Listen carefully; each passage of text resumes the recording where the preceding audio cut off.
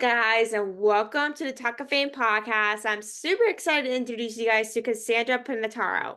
She's a 23-year-old pop singer-songwriter, professional opera singer, Master's of Music Business graduate of Berklee College of Music, Bachelor of Classical Vocal Performance major graduate of New England Conservatory, vocal teacher, and Miss America title holder, currently reigning as Miss Music City 2023. Cassandra is currently creating a new genre she likes to call opera. Blending her backgrounds of opera and pop music, she has created a new song that even top industry executives they never heard before. And she just came out with a new song on January 5th called Queen of Every Night. Cassandra's pop career began in 2021 with monthly releases of singles leading up to the release of her first EP, Made for Me, and was followed by multiple singles such as Meanwhile in My Head, Only Christmas Witch, which features Brian Ruby, three women in her sap girl pop anthem, Highlight on the Reel, which encourages others to take the veil off social media's highlight reel and look after their mental health. Since then, she has released Next Christmas, Business Casual, and Love You Back. The latter being a new mental health and campaign. But Cassandra, thank you so much for coming on and taking the time to film this episode. I appreciate it so much. Absolutely. Thank you so much for having me. I'm excited to chat. Absolutely. Absolutely. So on January 5th, you came out with a new song called Queen of Every Night. Like, what was kind of like your sort of inspiration for that song? So there were quite a few things that inspired this. This one's actually been years in the making. I had this idea of blending opera and pop.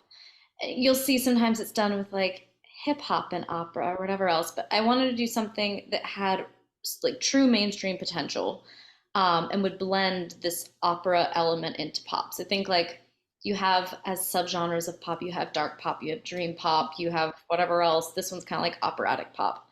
And I wanted to take the Queen of the Night aria, one, because it's just this iconic Mozart aria from the Magic Flute. It's the most famous one that the Queen of the Night sings in the opera. And it's something that I personally have sung before. I'm a professional coloratura soprano. So it was something that's near and dear to me. And actually, I have my first professional role in an opera coming up for the Magic Flute. So it's really kind of an all encompassing piece Mhm. for me personally.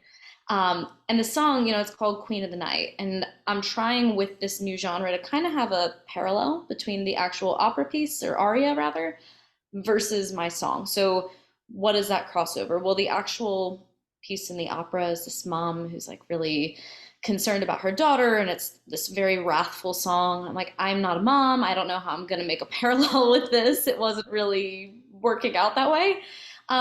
So we kind of scratched that idea and instead went for this very female empowerment anthem vibe for the song. So that's why it's Queen of Every Night. Like you shouldn't just have to feel like only sometimes you can be confident or only sometimes you can shine forward.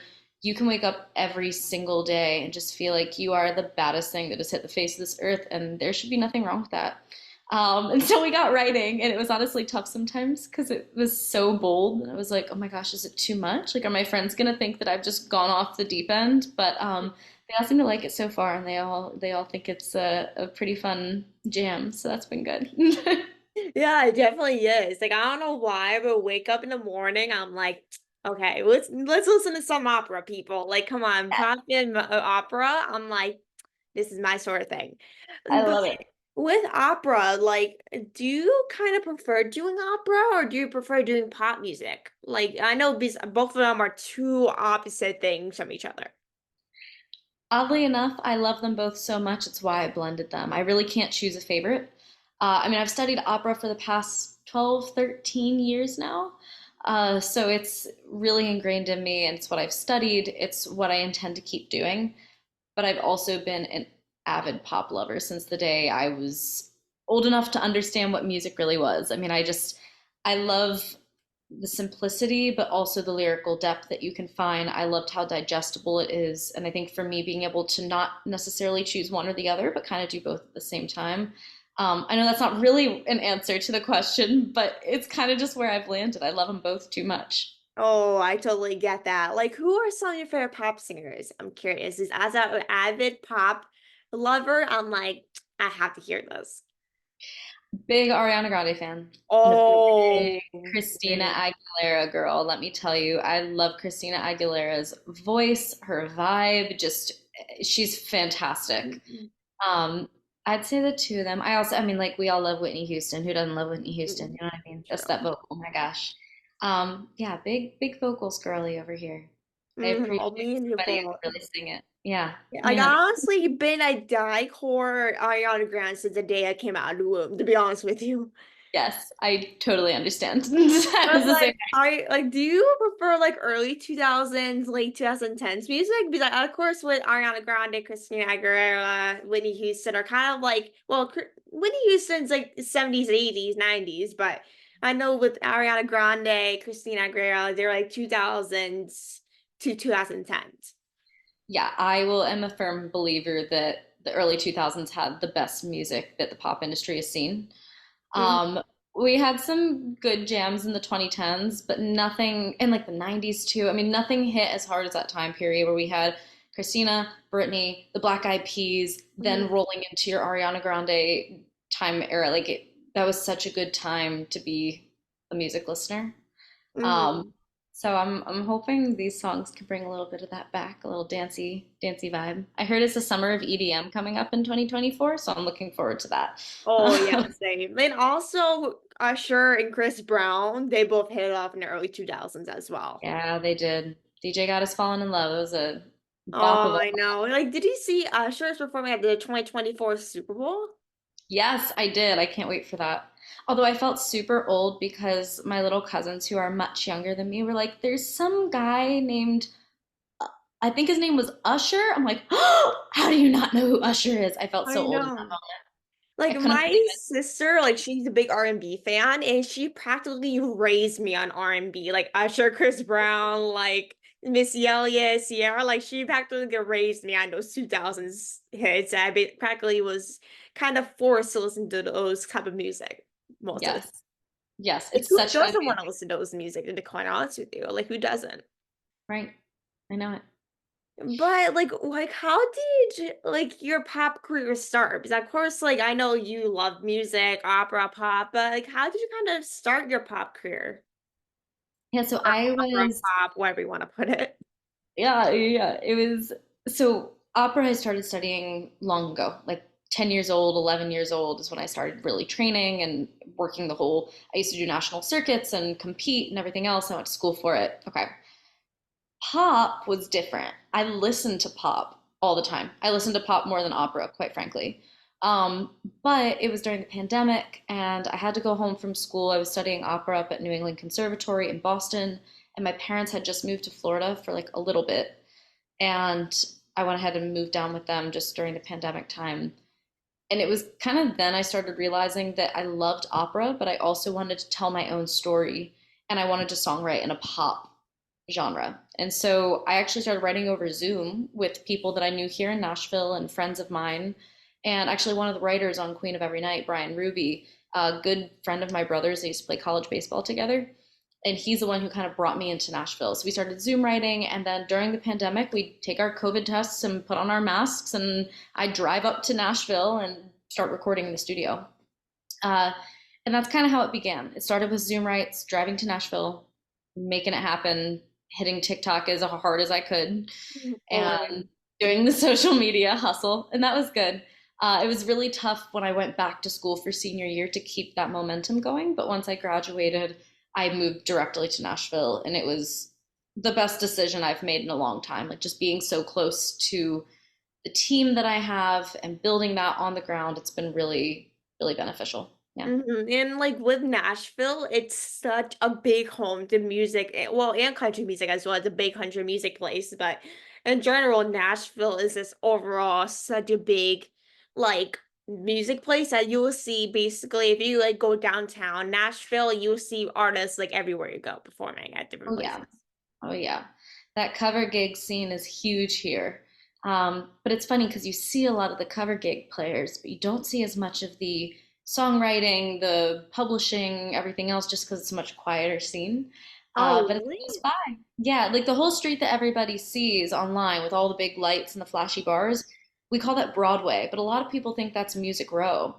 Music Row is actually an entire street of what looks like just regular houses, but it's what everybody goes into for songwriting sessions and publishing sessions, and you could drive right by it and never know you're on top of, you can drive down it and you'll see Smack Records and Big Loud, but right next to it are places that look like homes, so you don't necessarily see you don't realize what you're looking at as you drive by, but it's a booming music scene here. It's really That's amazing. crazy. I have to put that on the list when I go to Nashville at some point. That Yeah. seems like so interesting. Like I didn't even know they had that in Nashville. That's so interesting. Oh yeah. That's where all the music really happens. The cover bands and gigs, it's kind of how we all pay our rent. And then we go to the songwriting houses in the morning and go write our Go in the there. morning, then play at night. Like, Yep, yep, yep, yep, exactly. but like for Queen of Every Night, like was there kind of like a hidden meaning in the song when you wrote it? I think the closest thing to a hidden meaning was really trying to understand these parallels between the songs, right? So we have the beginning motive that you'll hear that's this little iconic part of the piece that so many people are familiar with. And so we have that actually looped throughout, and you'll hear that in the background vocals. But even the descending line of the chorus, the part that's, I'm the queen of your heart when I come up in the bar, that's all taken directly from, I shouldn't say it's taken directly from it, but it's more influenced by another section of that same opera piece. So the whole song, if you really listen to it, you can see we tried to create these parallels in melody. In meaning, of course, there's the parallel of Queen of the Night versus Queen of Every Night. Um, but I think the biggest thing for, if you're looking for kind of that behind the scenes look at the song, the day I stepped up to the mic, my producer Adam Sickler looked at me and was like, "Are you comfortable singing this?" It's like, what do you mean? He's like, you just look afraid to like get on the mic and really spit this out. It's like, well, honestly, maybe a little. I just feel like it's such a bold song. Am I too cocky? Am I too much? Right? And Hmm. he's like, well, I don't know what to tell you because if you want to sing this song, you're gonna have to find the right energy to get it going. Um, and I think for me, it was just in that moment that I kind of stopped myself and realized, I advocate so much online for people loving themselves completely, for people having fearless authenticity, right? And being authentically fearless. And it was a kind of a moment I had to realize that I was getting scared of exactly what I advocate for others not to get scared of. Hmm. Uh, and that's when I realized, no, like I just need to get up there and do this. And this isn't just for me. This is for anybody and everybody that's having a bad day and Hmm. needs to just get that confidence booming again. And I was talking to my producer about this. He's like, good, great, now sing it. And actually, that entire first verse you hear was my one take, one time through, first time I ever sang it on the mic. That's exactly how I sang it into the mic with really nothing done to it. So it's kind of a cool little backstory there that I like to That's share. insane. Like I honestly like relate to that so bad because like when I advocate for something on social media, whether it's like mental health or whatever it Right. is, like sometimes when I'm feeling what I'm saying or doing, I'm just like, why am I feeling this if I'm doing the exact same thing or posting about this subject on social media? Like how can not that I'm stupid, but I'm like, why am I thinking about this when I'm doing the exact same thing for other people? Right. Right. Well, it's like why you start to realize just how human you really are, I think, in this Exactly. moment, which is Yeah. really hard. But it's also, I think, in a way, it's kind of a nice moment where you sit back and you're like, yeah, that's exactly why I'm doing this, right? Like, I'm not 100,000% of the time. Trust me, I have so many haters on my Instagram commenting all about this song, how they don't like this, they don't like that, whatever else. And that's really tough. But then to go back and listen to my song and be like, nope, I'm just gonna keep singing it. I'm the queen of every night, and you can keep commenting, but I'm gonna keep posting about it. And it's Yeah, just I know. Like this to find just it. annoy them. They're like, okay, I'm gonna keep posting. You can keep hating, but it's never gonna stop me from loving this song, no matter what you say. Exactly. Exactly. I'm like, let's just keep the confidence flowing. Exactly. But how is this song kind of different from other songs that you wrote? Because I know you like to make opera songs. So how does this song kind of different from the other songs that you wrote? So the other songs I've done up until now have just been straightforward pop. So those ones have been straight pop. There's no opera in them. So this is the first of its kind. Now there's a lot more of its kind coming. Uh, I think what's different about this versus other popera things that I have created was actually what I wrote my thesis on for my master's at Berkeley. And that was all about what subgenre of pop works for this operatic pop idea or popera, whatever you want to call it. And I tried a very true pop, so something more similar to 1989 Taylor Swift vibes, Hmm. versus this, which kind of gives you more thank you next Ariana, Billie Eilish, whatever. It's much darker in subgenre. Uh, and we tested both back to back, and there was an overwhelming preference toward this dark pop subgenre. And so I think that's kind of what's a bit different is this song has informed what my music's going to look like for the next good bit of time, for the foreseeable future, as far as I know. I Yeah. know, right? Like even with there's like opera music, with opera music, it's not as popular as it was kind of back then, when our like grandparents were growing up, Now it's mostly like rap, country, pop, hip hop, like it's mostly those, but to come like with pop and combining both of them will kind of I feel like it would make a difference in 2024, of course, releasing kind of combining those. Because of course opera is not as popular as it was back then, like years ago. Yeah. I mean, there's so much research out right now showing how Gen Z and millennials listen to significantly less classical music than our older generations. And the Hmm. problem is, a lot of people don't want to touch opera or the classical arts. They want to leave it exactly as it is, not realizing that, what does that mean when the older generations get a lot older and these millennials, Gen Z, are getting older and still not listening to opera. They're still not listening to classical music. What Hmm. happens to your audience? It's you can fight for that art form to stay exactly the same forever, but if you're looking at it in an empty theater, your bills aren't getting paid. You're not filling up the audience. Whereas if you're starting to slowly sprinkle in some opera into pop music and pique the interest of these younger listeners, I'm not creating an opera. I'm not creating like the solution to saving classical Hmm. music, right? Hmm. But to have that little tiny sprinkle of influence just feeding into the mainstream media, I do believe it has the opportunity to maybe spark some interest where we do get a few more people in those audience chairs for theater companies, opera companies, et cetera, et cetera. So Hmm. that's the hope. My hope is that it starts a little movement forward for the classical music world. Yeah, and I loved what you said before. Is that like even with like as the older generations are getting older, like Gen Z millennials are getting older, like once all everyone passes on, the last opera singing is getting less popular by the day, and no one will go to the theater. What it says say is New York or Los Angeles or whatever hosts opera that's popular, and it is really just as we get older by the day, the less popular it seems like the opera will get by the Gen Z millennials. Because of course, with Gen Z millennial we didn't really grow up with opera. We kind of grew up what everyone was listening to nowadays. Like maybe it's like Taylor Swift, Justin Bieber, like some people like that are so popular that we probably like, oh, we all listen to Taylor Swift nowadays and how popular she is, Like no Right. one can really think about like, okay, what's something can we listen to from when our grandparents were growing up that we might like opera. Right. And I think too, a lot of people want to make the claim of, well, they're not going to opera companies because it's too expensive, right? Hmm. Well, an average opera ticket right now is $65, which no, can the average student just like every weekend dish out $65? No. Some places have student tickets and that's great. But the real thing is, how much was a Taylor Swift concert ticket this past year? So money is Oh, not the problem, right? Like yeah. money's not the problem. If they want to go, they will go. Hmm. So what is it? It's probably what they're used to listening to, what they're exposed to, or even know about. Most people that I talk to are like, I didn't even know Nashville had an opera company. I didn't even know opera was around still.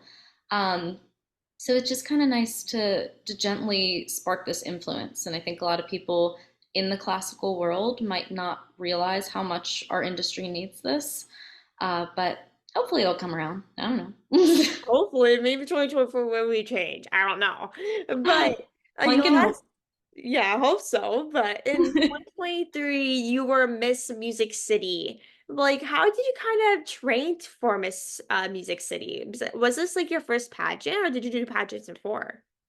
So I had only done two pageants before.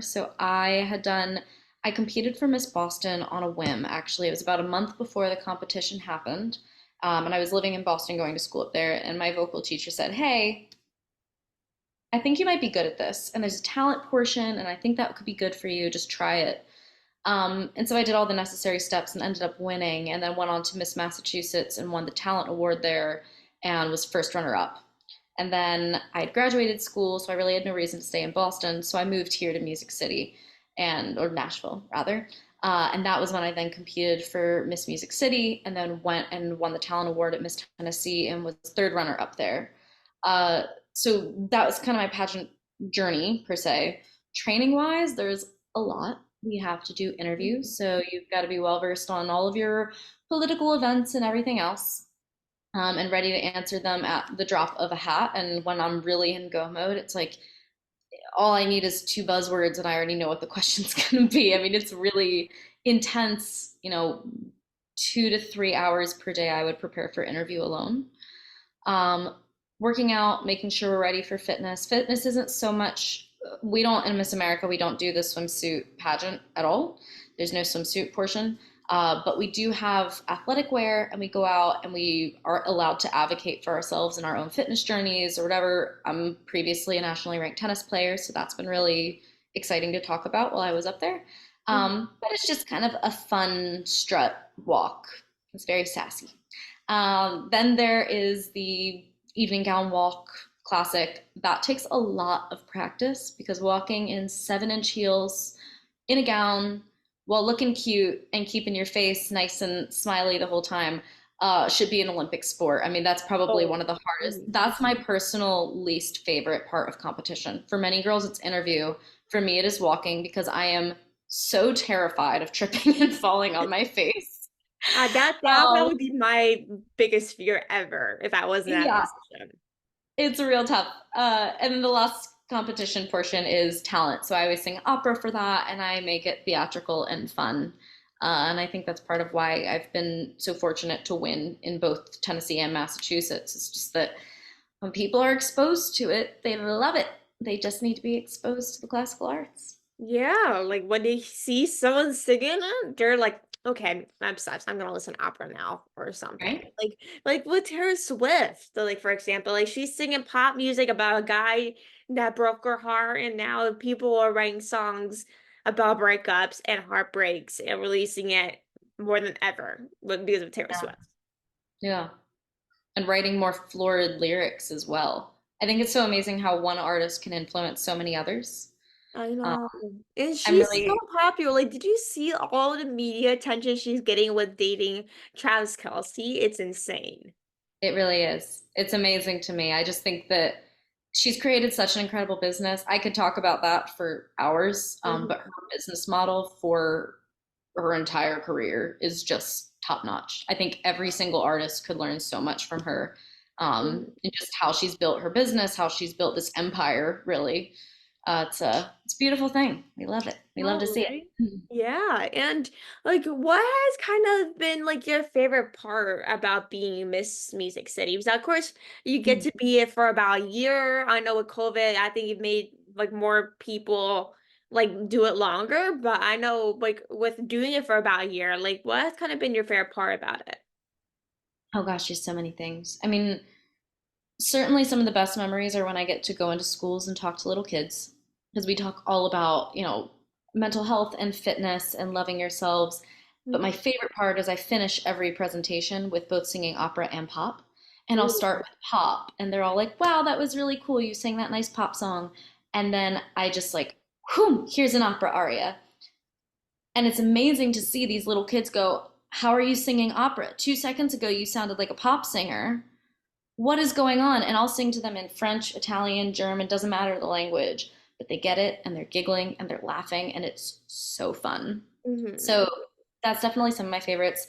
Uh, Favorite appearance so far, though. was definitely I got to sing the national anthem for the Mexican consul on Mexican Independence Day down at the Nashville Symphony, and that was really just such an honor, and certainly not on my 2023 bingo card. I mean, I never would have imagined that would get to happen for me. So that was really wonderful. Yeah. Like, what was like your like overall kind of advocacy for? Because I know like a lot of pageants they do kind of advocacy or what they advocate for like as a pageant or Miss Pennsylvania or something. Yeah, so we call them like service projects or your initiative. And mine was a community initiative basically. So you go in and you talk to different people. Mine was called Feed Your Future. And so I would talk about how do you feed your mind, body, your soul, basically, how do you fuel every part of yourself? So mind being your mental health, your body being what nutrients do you need to make sure that you are healthy and strong, your fitness, how are you going ahead and working out right, making sure that you're getting the proper nutrients that you need to have your ideal health in that regard. And then also feed your community. And that's where I would go in and do volunteer work. So I worked at so many food shelters. I fed over 450,000 homes in the past 2 years, and that was really, really exciting. I think getting to go into the food pantries, see and understand people, talk with these people too. I think that was one of those powerful things was realizing so many people that come into a food shelter, yeah, they do need food, but they really just want to have a conversation. These people are homeless and they don't have opportunities to just have a nice conversation with someone and to see how much it brightens their day just to come in and see a smiling face and see somebody that cares and wants to talk was incredibly rewarding throughout that initiative. Yeah. That is such a great initiative. Of course, with um COVID, of course, it did change a lot of like people with mental health, especially. So with having that initiative, it really changes. Like, okay, what do I do when I'm in that situation with mind and body? Like, how do I take care of myself? Like, I know with a lot of like things that since I know a bunch of people in like that career field or field or say like a lot of people love to do like mental health specifically or book like literacy or something that's going on like right now that's popular and to really do something about mental health 'cause I know with a lot of people are struggling with mental health nowadays everyone deals with it differently and so of course with doing mind and body it's something I actually never like that people could actually do in that pageant field. Yeah. I think to me, it was a matter of yes, it is important to take care of your mental health, but your mental health will never be where it should be if you're not also taking care of the other things around you, right? Like, how are your personal relationships? How is your physical health? Are you being active or are you going to therapy but sitting on the couch all day, right? Like, those don't work hand in hand. You can't have one without the other. So, helping people see that it's a fully encompassing solution to do mind and body and Mhm. environment for that matter is really, really valuable. I think it helps some, especially the little kids. It was really rewarding to see how it helped them. Definitely. Like, do work with little kids. Like, I'd be like, I'm never leaving this. It's a beautiful thing. Yeah. Yeah, yeah. I love them all dearly. All right. And I want to thank you so much for jumping on for an interview. I know you're a very busy person right now, but I really appreciate your time to jump on for a couple of minutes. And, like all your work and everything you're doing is amazing and making a difference in opera. I definitely, next time I'm in Nashville, I definitely have to see a gig. I just need to see one. But thank you everyone for listening. I hope everyone enjoyed this episode. And thank you so much, Cassandra, for jumping on. It was great chatting with you. Thank you so much. It was great chatting with you too, and Thank- hope to see you in Nashville sometime soon. Yeah, same here. I'll talk to you soon. Thank you everyone for listening, and I'll talk to you soon.